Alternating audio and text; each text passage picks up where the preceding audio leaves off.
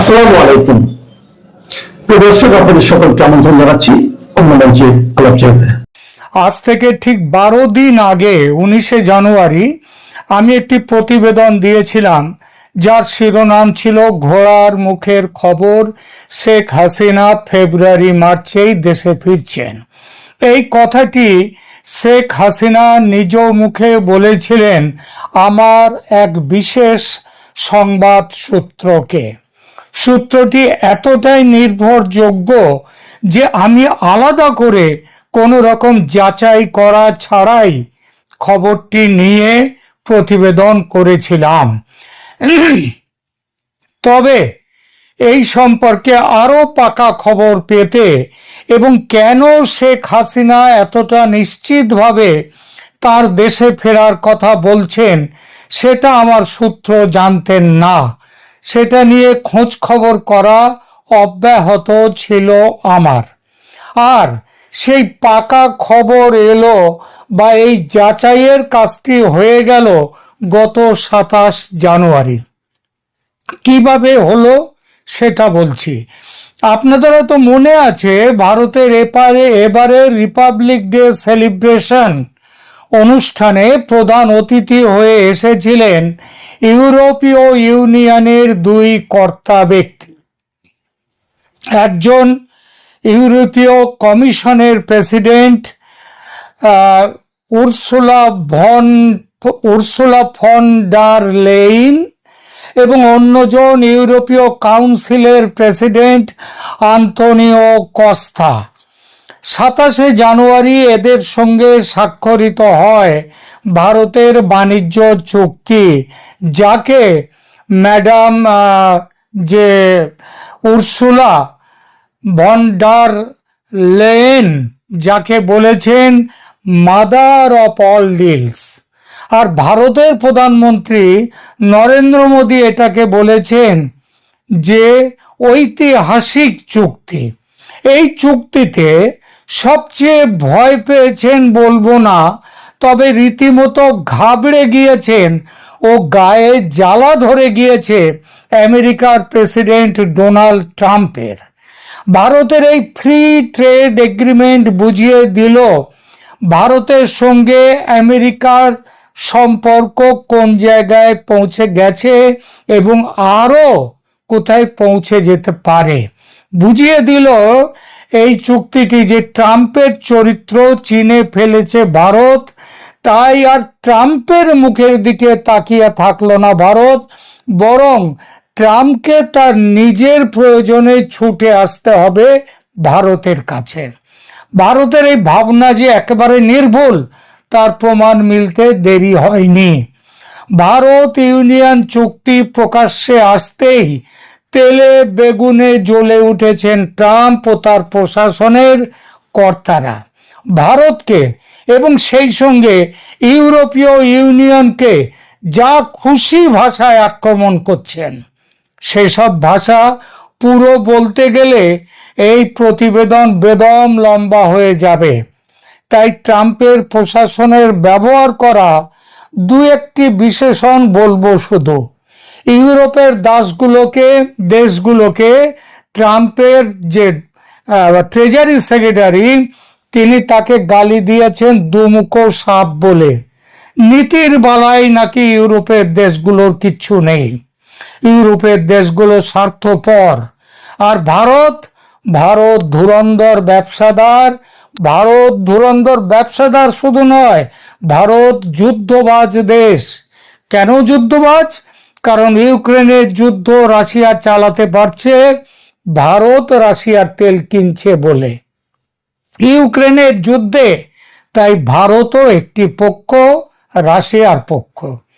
আসলে আমেরিকা চেয়েছিল বাণিজ্য শুল্ক চাপিয়ে ভারতকে চাপে ফেলে নিজের বশে রাখবে, কিন্তু ভারত ইউরোপীয় ইউনিয়নের সঙ্গে এই চুক্তি করে আমেরিকার ভারতের যে রপ্তানি বাণিজ্য সেটাকে মোটামুটি গুরুত্বহীন করে দিল।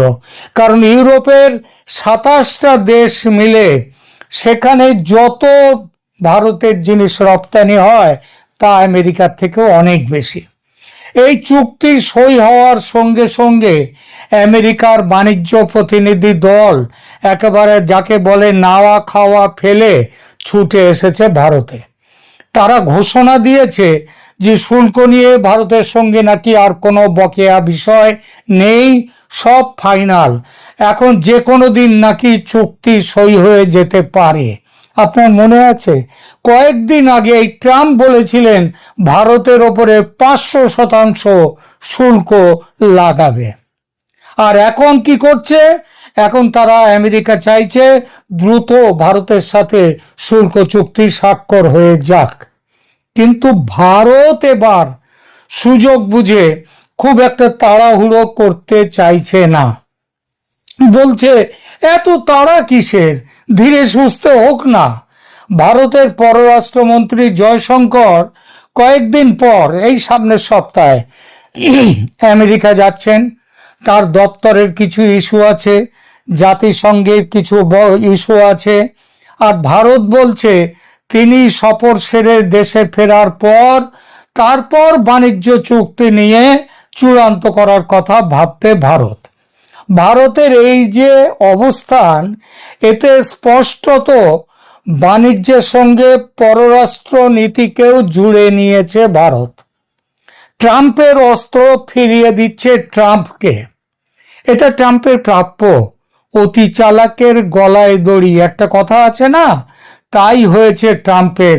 পৃথিবীর কোথাও তার এখন প্রায় ঠাঁই নেই। হ্যাঁ, অবশ্য পাকিস্তানে আছে, আর বাংলাদেশে ইউনূসের কাছে আছে, আরো দু এক জায়গায় ছোটখাটো থাকতেই পারে। প্রেসিডেন্ট ট্রাম্প তার নিজের তো বটেই, আমেরিকার মান সম্মান নষ্ট করেছেন সারা পৃথিবীতে। ইউরোপের দেশগুলো মানে কেউ তাকে বিশ্বাস করে না ট্রাম্পকে। আজ এক কথা বলছে ট্রাম্প, তো কাল অন্য কথা। ইউরোপের দেশগুলোর সঙ্গে বাণিজ্য চুক্তি করার পরও ট্রাম্প নিত্য নতুন শুল্কের হুমকি দিচ্ছেন ইউরোপের দেশগুলোকে। কে এখন আমেরিকাকে বিশ্বাস করবে? ভারতও আমেরিকাকে বিশ্বাস আর করে না, আর সেটা বুঝিয়ে দিয়েছে ট্রাম্পকে।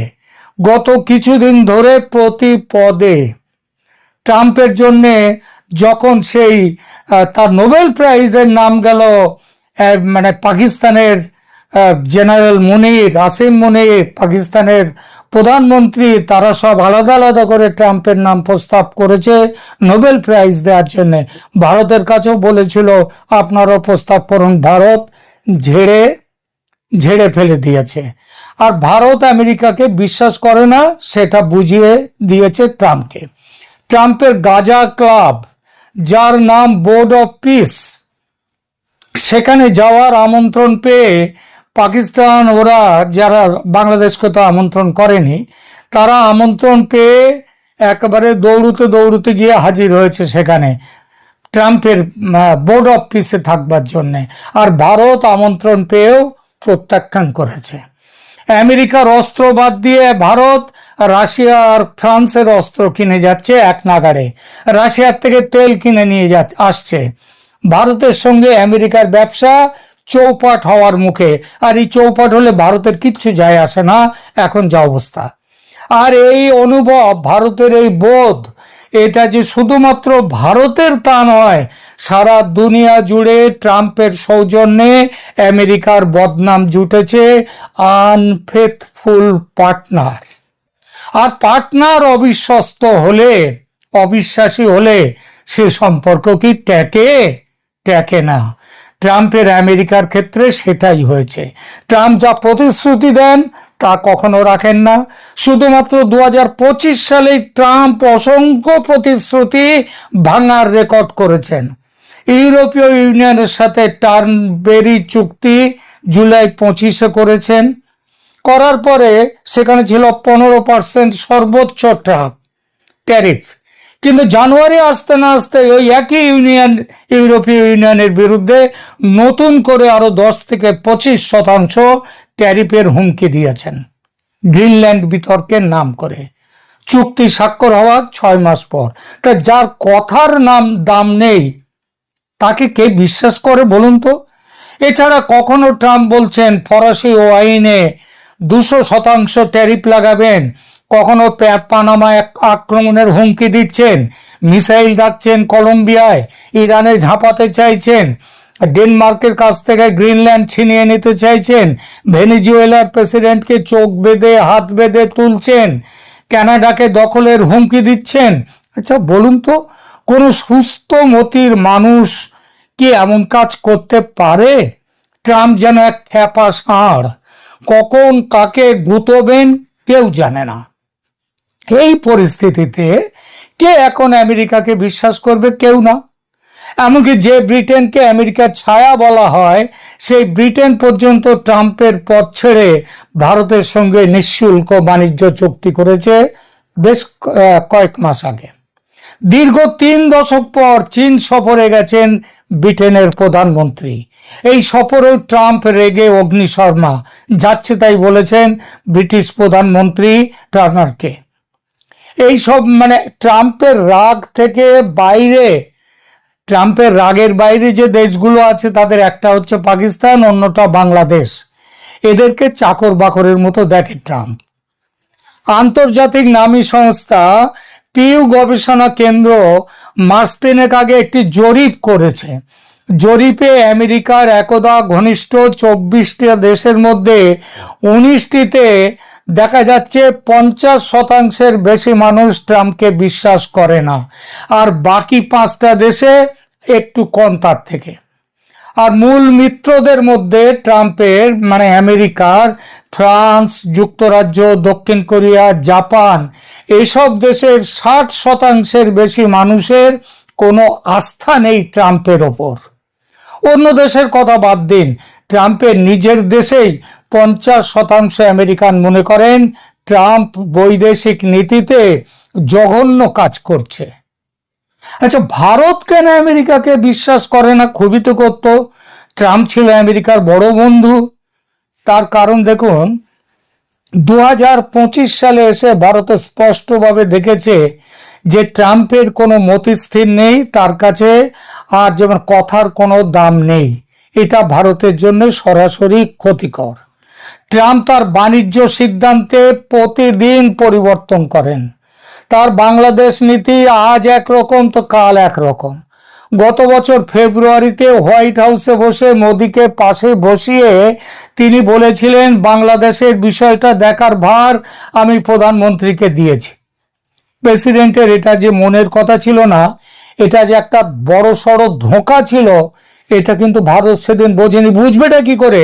একটা ভদ্রলোক যারা, তারা তো অন্যকে ভদ্রই ভাবে, সুতরাং বোঝা সম্ভব ছিল না। কিন্তু ট্রাম্প যে ভদ্রলোক নয়, সেটা যে তিনি যে একটা রাষ্ট্রনেতা হয়ে এতটা ওছা হবেন, কে ধারণা করতে পেরেছিল বলুন তো? আমার বাংলাদেশের অনেক বন্ধু, ভারতের বন্ধুরাও আছেন, তারা গত কয়েক মাস ধরে বাংলাদেশের ব্যাপারে ভারত কিছুই করছে না বলে অভিযোগ করে থাকেন। তারা বলে যান মোদি শুধু ওয়েট অ্যান্ড ওয়াচ করে যাচ্ছেন। অভিযোগ হয়তো পুরোপুরি মিথ্যে নয়, কিন্তু আসল কারণ লুকিয়ে আছে ওই ট্রাম্পকে চিনতে না পারার মধ্যে। বাংলাদেশের ব্যাপারে ভারত সিদ্ধান্ত নিতে দেরি করেছে ট্রাম্পের আসল চেহারাটা চিনতে না পেরে, মাঝে মাঝে তার মুখের কথা শুনে। দোষটা শুধু ভারতের নয়, সারা পৃথিবীর সমস্ত রাষ্ট্রই ভুল করেছে ট্রাম্পকে। আমেরিকার প্রেসিডেন্ট দেখুন, যে আমেরিকা ন্যাটো তৈরি করেছিল, সেই আমেরিকার প্রেসিডেন্ট ন্যাটো ভেঙে দিতে চাইছে। গায়ের জোরে ইউরোপের একটা দেশ গ্রিনল্যান্ড দখল করতে চাইছে। এসব কল্পনা করা যায় বলুন? আর যে মুহূর্তে ট্রাম্পের চরিত্র ভারত বুঝতে পেরেছে এবং বোঝা গেছে বাংলাদেশে আমেরিকার স্বার্থ দেশটাকে কোথায় নিয়ে যেতে চাইছে, দেশটাকে জামাত সহ ইসলামী উগ্রপন্থার হাতে তুলে দিতেও আমেরিকা যে তৈরি, সেটা তো আমেরিকারই সংবাদপত্র সব বলছে এখন। সেই যখন থেকে এই সবগুলো ভারত চিনে ফেলেছে ট্রাম্পকে আমেরিকার আসল উদ্দেশ্যকে, তখন থেকে ভারত সিদ্ধান্ত নিয়েছে আমেরিকাকে লুপে রেখে বা আমেরিকার সঙ্গে আলাপ আলোচনা করে বাংলাদেশের বিষয়ে সিদ্ধান্ত নেওয়া যাবে না। আমেরিকার সঙ্গে আলোচনা করে সিদ্ধান্ত নিতে গেলে ভারতের অভ্যন্তরীণ নিরাপত্তার যেমন 12টা বাজবে, তেমন শেষ হয়ে যাবে বাংলাদেশ নামের দেশটা। ভারত তাই চায় নিজে বাঁচতে এবং একই সঙ্গে বাংলাদেশকে বাঁচাতে, আর আমেরিকা চায় নিজের স্বার্থ রক্ষা করতে। বাংলাদেশ থাকলো না গেল তাতে কিচ্ছু এসে যায় না আমেরিকার। মন একবার স্থির হয়ে যেতে ভারত বাংলাদেশের ব্যাপারে পাকা সিদ্ধান্ত নিয়ে ফেলেছে। এই কথা দিয়েই আজকের আমার হেডলাইন প্রতিবেদনের। আওয়ামী লীগ নিষিদ্ধ থাকায় বিএনপির সঙ্গে বেশ কিছু বৈঠক যে ভারত করেছে এটা তো এখন সবাই জানেন। লন্ডনে হয়েছে বৈঠক, দিল্লিতে, ঢাকায়। তারেকের ফেরার ব্যবস্থাতেও ভারতের অনেক অবদান ছিল। ভারতের সেনার কাছ থেকে, মানে সেনাপ্রধান ওয়াকারুজ্জামানের কাছ থেকে তারেকের সুরক্ষা নিশ্চিত করেছে ভারত। তারেককে সম্মত করিয়েছে দেশে সত্যিকার গণতান্ত্রিক ব্যবস্থা ফিরিয়ে আনার জন্য ভবিষ্যতে কি করতে হবে সেই বিষয়ে। ভারত জানে 12ই ফেব্রুয়ারি নির্বাচন হলে সেই নির্বাচনে বিএনপির বিপুল জয়ের সম্ভাবনা। একইভাবে গণভোটেও হার হতে পারে জামাত পক্ষের। সুতরাং জামাত চাপ দিয়ে নির্বাচন স্থগিত রাখতে চাইছে। ব্যাপক হিংসার প্রেক্ষিতে নির্বাচন থেকে বেরিয়ে আসার কথা ভাবতেও পারে বিএনপি। মোটের ওপর 100 ভাগের মধ্যে অন্তত 80 থেকে 90% এখন ঠিক আছে যে নির্বাচন হচ্ছে না। নির্বাচন স্থগিত হলে ইউনূসের পদচ্যুতি অবশ্যম্ভাবী। তিনি পদে থাকতে পারবেন না। তার মানে এই নয় যে তিনি পদ ছাড়বেন, তা নয়। রাষ্ট্রপতি শাহাবুদ্দিন বরখাস্ত করবেন ইউনূসকে, এটাও ভারতের ব্লু প্রিন্টে অলরেডি তৈরি হয়ে আছে। ভারতের ব্লু প্রিন্ট অনুযায়ী ওয়াকারুজ্জামানের সামনে ভারতের সুরে সুর মেলানো ছাড়া আর কোনো পথ নেই। ওয়াকারুজ্জামান মেনেও নিয়েছেন ব্যাপারটা।